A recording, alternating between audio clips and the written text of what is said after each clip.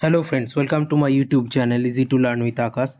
So in today's video we are going to discuss about some previous year's questions of WBCS prelims, biology and environment. Set 3. First question, deficiency of vitamin D results in option A night blindness, option B rickets, option C scurvy, option D hair fall. Correct answer is option B rickets. তো এখানে বিভিন্ন vitamin এবং তাদের ডেফিসিয়েন্সিতে কি কি disease হয় তার একটা লিস্ট রয়েছে। ভিটামিন এ ডেফিসিয়েন্সিতে যে ডিজিজটা হয় তার নাম হচ্ছে নাইট ব্লাইন্ডনেস। ভিটামিন B1 ডেফিসিয়েন্সিতে বেরিবেরি, B3 এর ডেফিসিয়েন্সিতে পেলিগ্রা, B6 এর ডেফিসিয়েন্সিতে অ্যানিমিয়া, B9 এর ডেফিসিয়েন্সিতে মেগালোব্লাস্টিক অ্যানিমিয়া, B12 এর ডেফিসিয়েন্সিতে পার্সিনিয়াস অ্যানিমিয়া, ভিটামিন সি এর ডেফিসিয়েন্সিতে স্কারভি, ভিটামিন ডি এর ডেফিসিয়েন্সিতে রিকেটস হচ্ছে চিলড্রেনদের ক্ষেত্রে হয় এবং অস্টিওম্যালেসিয়া হচ্ছে অ্যাডাল্টদের ক্ষেত্রে হয়। ভিটামিন ই এর ডেফিসিয়েন্সিতে হয় লেস ফার্টিলিটি এবং ভিটামিন কে এর ডেফিসিয়েন্সিতে হয় ব্লাড ক্লটিংয়ের যে প্রবলেম সেগুলো। তাহলে এই যে লিস্টটা, এই লিস্টের যে কটা প্রত্যেকটা ইম্পর্টেন্ট যেগুলো ভিটামিনস রয়েছে তাদের ডেফিসিয়েন্সিতে কী কী ডিজিজ হয় সেটা মেনশন করা আছে। Which one of the following organs is the main respiratory organ of whale? হোয়েলের বা তিমির ক্ষেত্রে মেন রেসপিরেটরি অর্গ্যান কোনটা? Option A integument, option B gills, option C lungs, option D trachea. Correct answer is lungs. Next, amount of oxygen normally carried by 100 ml of pure human blood is, অর্থাৎ 100 ml pure human blood কত পরিমাণ oxygen carry করতে পারে? Option A 40 ml, option B 10, option C 20 ml, option D 30 ml। Correct answer is 20 ml।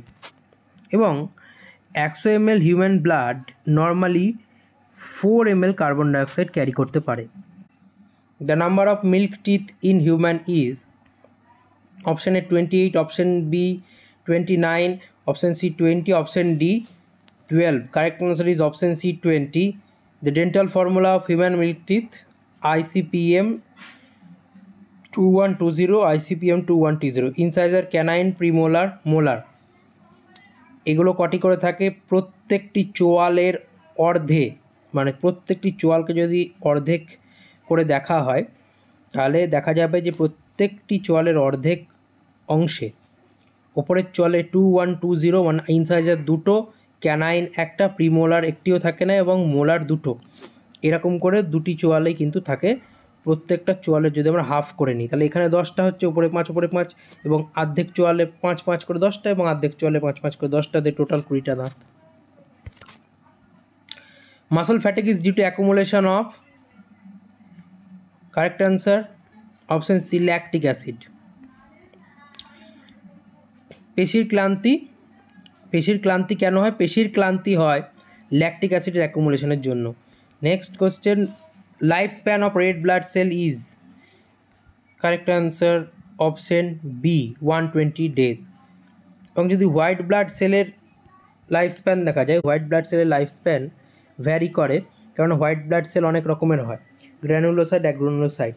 তো agranulocyte এবং granulocyte যেগুলো আছে মানে তাদের ক্ষেত্রে কিন্তু লাইফ স্প্যান কিন্তু ভ্যারি করে প্রত্যেকটার ক্ষেত্রে, কারণ 5 ধরনের সেলস বেসিক্যালি থাকে এবং প্লেটলেটরা 7 থেকে 10 দিন মতন বাঁচে।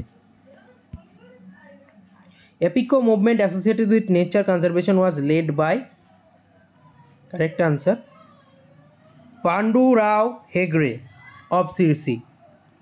Appiko movement named for Kannada word, Kannada শব্দ এপিকোর মানে হচ্ছে হাগ অর্থাৎ আলিঙ্গন করা। যেহেতু গাছগুলোকে আলিঙ্গন করে তারা গাছগুলোকে জড়িয়ে ধরে এই এপিকো মুভমেন্ট যারা করেছিলেন তারা আর কি, তারা এই গাছগুলোকে রক্ষা করেছিলেন, তাই জন্য এই আন্দোলনের নাম কান্নাড়া ল্যাঙ্গুয়েজে এপিকো, এবং সেখান থেকে এপিকো মুভমেন্ট রাখা হয়। নেকটন কাদেরকে বলে? নেকটন হচ্ছে সুইমিং অর্গানিজমস ইন ওয়াটার, যারা জলে সাঁতার কাটতে পারে, অর্থাৎ যারা যে স্রোতের প্রবাহ তার বিপরীতে সাঁতার কাটতে পারে তাদেরকে বলা হয় নেকটন। এবং প্ল্যাঙ্কটন হচ্ছে aquatic organisms that drift passively in water column unable to swim against currents, অর্থাৎ যারা জলের স্রোতের অভিমুখেই সাঁতার কাটতে পারে, তার বিপরীতে সাঁতার কাটতে পারে না। Barr body is absent in somatic cells of, correct answer option C Turner syndrome. Barr body কি? বার বডি হচ্ছে যে ইনঅ্যাক্টিভ এক্স ক্রোমোজোম, অর্থাৎ এক্স ক্রোমোজোম ফিমেল বডিতে দুটো থাকে। ফিমেল বডিতে দুটো এক্স ক্রোমোজোমের মধ্যে প্রতিটি দেহকোষে একটি করে এক্স ক্রোমোজোম ইনঅ্যাক্টিভ থাকে, যাদেরকে বার বডি থাকে, যেগুলো কনডেন্সড অবস্থায় থাকে। তাহলে বার বডি থাকতে হলে দুটি এক্স ক্রোমোজোমের দরকার, কিন্তু টার্নার সিনড্রোম ইন্ডিভিজুয়ালের ক্ষেত্রে আমরা যদি দেখি সেক্ষেত্রে তাদের একটা ক্রোমোজোম কম থাকে এবং একটাই মাত্র এক্স ক্রোমোজোম থাকে। তাই একটা এক্স ক্রোমোজোম থাকার কারণে তাদের ক্ষেত্রে কোনোভাবেই বার বডি বা ইনঅ্যাক্টিভ এক্স ক্রোমোজোম থাকা সম্ভব নয়। তাই টার্নার সিনড্রোমের ক্ষেত্রে বার বডি থাকে না। ক্লাইনফেল্টার সিনড্রোমের ক্ষেত্রে থাকে, কারণ তাদের ক্ষেত্রে XXY থাকে 47 + XXY, তো তাদের ক্ষেত্রে দুটো এক্স থাকে, তাই তাদের ক্ষেত্রে থাকে। ট্রিপল এক্স সিনড্রোমের ক্ষেত্রেও তিনটে এক্স থাকলে সেক্ষেত্রেও মানে একাধিক এক্স থাকে বলে সেক্ষেত্রেও বার বডি থাকে, এবং ফিমেলের ক্ষেত্রে তো থাকেই। এবং সাবহিউম্যান ম্যামালিয়ান ফিমেল, অর্থাৎ মানুষের চেয়ে নিচু স্তরের যে স্তন্যপায়ী ফিমেল প্রাণীরা রয়েছে তাদের ক্ষেত্রে, বা ফিমেল অর্গানিজমস রয়েছে তাদের ক্ষেত্রে তো অবশ্যই দেখা যায়। নেক্সট, এ ম্যামাল দ্যাট লেজ এগস, স্তন্যপায়ী হয়েও ডিম পাড়ে, তারা হচ্ছে ইকিডনা। এবং আরেকটা স্তন্যপায়ী যারা স্তন্যপায়ী হয়ে ডিম পাড়ে তারা হচ্ছে platypus. Which one of the following animal phylum is latest by discovery? Correct answer Loricifera, option C. এই ফাইলামটা 1983-তে রেইনহার্ড ক্রিস্টেনসেন আবিষ্কার করেন ফ্রান্সের রসকফে।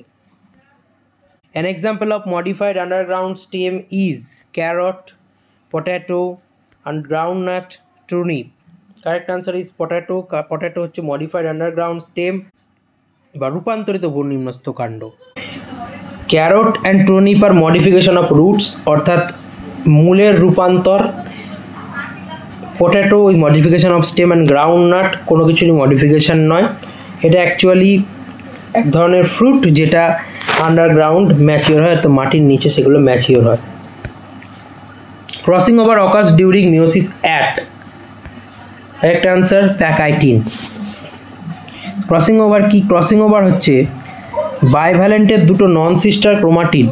নন সিস্টার ক্রোমাটিড বলতে একটা ব্ল্যাক ক্রোমোজোম দেখতে পাচ্ছ, এটা হচ্ছে রেড ক্রোমোজোম। এদের ব্ল্যাক ক্রোমোজোমের এই ক্রোমাটিডটা এবং এই ক্রোমাটিডটা পরস্পর হচ্ছে সিস্টার ক্রোমাটিড। রেড ক্রোমোজোমের ক্ষেত্রে এই ক্রোমাটিডটা এবং এই ক্রোমাটিডটা এরা হচ্ছে পরস্পর সিস্টার ক্রোমাটিড, কিন্তু একটা ব্ল্যাক ক্রোমোজোমের ক্রোমাটিড এবং আর একটা রেড ক্রোমোজোমের ক্রোমাটিড তারা পরস্পর নন সিস্টার ক্রোমাটিড। তাদের মধ্যে ক্রসিং ওভার হয় মিওসিসের প্যাকাইটিন উপদেশে এখানে, এবং তারা নিজেদের মধ্যে পার্টসের এক্সচেঞ্জ করে, অর্থাৎ খণ্ডাংশ বিনিময় করে, এবং রিকম্বিনেশন অফ জিনস সেক্ষেত্রে দেখতে পাওয়া যায়, এবং এই পুরো ব্যাপারটিকে বলে ক্রসিং ওভার। এটি মিওসিসের প্যাকাইটিন উপদশায় দেখা যায়। Particulate theory of inheritance was proposed by, particulate theory কে প্রবক্তা ছিলেন? Gregor Johann Mendel. Particulate theory হচ্ছে বলা হচ্ছে যে ফেনোটাইপ বা বাহ্যিক যে বৈশিষ্ট্য থাকে জীবের, সেটা কার দ্বারা নিয়ন্ত্রিত হয়? কিছু ডিসক্রিট পার্টিকলস, অর্থাৎ কিছু স্বতন্ত্র কণা যাদেরকে বর্তমানে জিন ধরা হয়, এবং তারাই জনিত্রী জনু থেকে অপত্যজনিত, অর্থাৎ প্যারেন্টস থেকে অফস্প্রিংয়ে জেনারেশন আফটার জেনারেশন, অর্থাৎ প্রজন্মের এক প্রজন্ম থেকে আরেক প্রজন্মে সঞ্চারিত হয়ে থাকে। একে বলা পার্টিকুলেট থিওরি অফ ইনহেরিটেন্স, এবং এটি গ্রেগর জোহান মেন্ডেল দিয়েছিলেন বা তিনি প্রবক্তা ছিলেন। What is bacteriophage? ব্যাকটেরিওফাজ কি? ব্যাকটেরিওফাজ হচ্ছে একটি ভাইরাস দ্যাট ইনফেক্টস ব্যাকটেরিয়া, অর্থাৎ ব্যাকটেরিয়াকে ইনফেকশন করে এরকম একটি ভাইরাসের নাম হচ্ছে ব্যাকটেরিওফাজ। এটা হচ্ছে একটা ব্যাকটেরিওফাজের ডায়াগ্রাম। ব্যাকটেরিওফাজের ক্ষেত্রে দেখতে পাচ্ছি এদের ক্ষেত্রে হেড থাকে, একটা লং টেল পার্ট থাকে এবং কলার থাকে। এটা হচ্ছে ব্যাকটেরিওফাজ, এক ধরনের ভাইরাস যা ব্যাকটেরিয়াকে ইনফেক্ট করে। The nature of স্টিলি in primitive vascular plants. তো প্রথমত হচ্ছে যে স্টিলি বিষয়টা কি? স্টিলি হচ্ছে যে মূল এবং কাণ্ডের যে কোর পার্টটা থাকে, কোর পার্ট কেন্দ্রীয় অংশ, সেখানে যে ভাস্কিউলার টিস্যুজ নিয়ে গঠিত যে অংশটি থাকে কেন্দ্রে, মূল ও কাণ্ডের কেন্দ্রে, সেইটাকে বলা হয় স্টিলি। এখানে জাইলেম, ফ্লোয়েম, এছাড়া পেরিসাইকেল এবং কিছু ক্ষেত্রে পিথ থাকে। তো প্রিমিটিভ ভাস্কুলার প্ল্যান্টসে কোনটা দেখা যায়? প্রোটোস্টিলি। প্রোটোস্টিলি অ্যাকচুয়ালি হচ্ছে সিম্পল এবং প্রিমিটিভ টাইপ অফ স্টিলি, যেটাতে যে কোর পার্ট অর্থাৎ সেন্ট্রাল পার্টে থাকে জাইলেম এবং তার চারপাশে ফ্লোয়েম থাকে, কোন রকম সেন্ট্রাল পিথ এক্ষেত্রে দেখতে পাওয়া যায় না। Next, which of the following processes makes direct use of oxygen? কোন প্রসেসে ডাইরেক্ট ইউজ হয় অক্সিজেনের? ইলেকট্রন ট্রান্সপোর্ট অর্থাৎ ইটিএস এর ক্ষেত্রে ইউজ হয়। অক্সিজেন যেটা ইলেকট্রন ট্রান্সপোর্ট চেনে ইউজ হয়, সেটা কেন দরকার? সেটা দরকার এক তো হচ্ছে ওয়াটার প্রোডাকশান হয় সেখান থেকে, কারণ এই অক্সিজেনটা ইলেকট্রন অ্যাকসেপ্ট করে এবং কি করে ওয়াটার প্রোডাকশান করে, এছাড়া এটিপি জেনারেশনে হেল্প করে। যদি অক্সিজেনটা না থাকতো তাহলে ইলেকট্রনগুলো অ্যাকসেপ্ট করা যেত না, এবং ইলেকট্রন অ্যাকসেপ্ট না করা গেলে এটিপি প্রোডাকশান কিন্তু থেমে যেত। তো এটিপি প্রোডাকশানের জন্য কিন্তু অক্সিজেনটা জরুরি ইলেকট্রন ট্রান্সপোর্ট চেনে। The well known antibiotic penicillin obtain from the plant group. Penicillin কোথা থেকে পাওয়া যায়? পেনিসিলিয়াম নোটাটাম থেকে পাওয়া গিয়েছিল। প্রথম পেনিসিলিন আবিষ্কার করেছিলেন আলেকজান্ডার ফ্লেমিং। তো পেনিসিলিয়াম নোটাটাম হচ্ছে এক ধরনের ফাঙ্গাস অর্থাৎ ছত্রাক। আজকে last question, in the wake of Stockholm conference the government of India set up national committee on environmental planning and coordination in the year. Stockholm কনফারেন্সের পর গভর্নমেন্ট অফ ইন্ডিয়া যে national committee on environmental planning and coordination establish করেছিলেন, সেটা কবে? সেটা হচ্ছে 1972-তে, based on the recommendations of Pitambar committee. তো স্টকহোম কনফারেন্সের পর পিতাম্বার কমিটি একটা গঠন করা হয়েছিল এবং সেই কমিটি রেকমেন্ড করে একটা national committee on environmental planning and coordination establish করার জন্য, এবং তারপরে এটা এস্টাবলিশ হয়েছিল। আজকের ভিডিও এইটুকুই, দেখা হচ্ছে নেক্সট ভিডিওতে।